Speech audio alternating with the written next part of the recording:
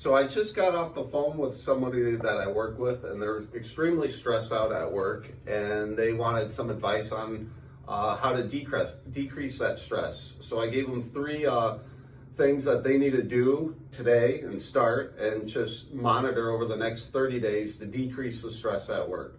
So number one was I told them to start working out, get an exercise routine.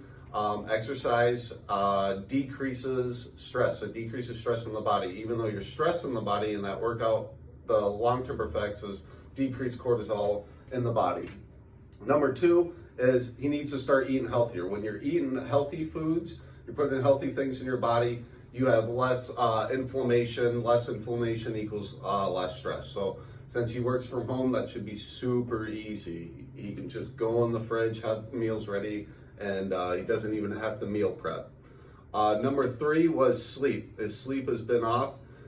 Sleep's super important. As I always say, if you're not sleeping, you're not healing.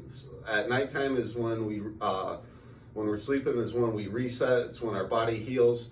You can't sleep faster, despite what some people think. You need your full hours of sleep. So that was the last advice I gave to him. As a business person, I told him he needs to take a couple more vacations, and he needs to spread out that stress that he has and workload to other employees. So if you're not a boss at work and you can't do that, talk to your boss at work. Tell him, hey, I'm super stressed out. I have all this on my plate.